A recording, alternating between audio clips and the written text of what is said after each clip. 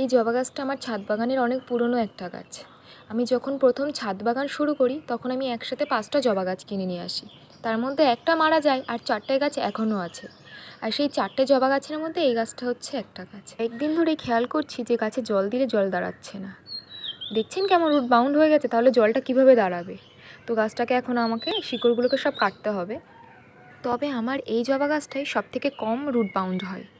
এই 3 বছর বয়স এই গাছটার। তো এই গাছটাতে আমি এই দিয়ে সেকেন্ড টাইম রিপোর্টিং করছি। আমার বাগানের অন্য একটা জবা আছে, সেই গাছটাতেও আমাকে বছরে 2বার রিপোর্টিং করতে হয়। কথা বলতে বলতে গাছটা বসানো আমার হয়ে গেল, আর সার দেওয়াও হয়ে গেল।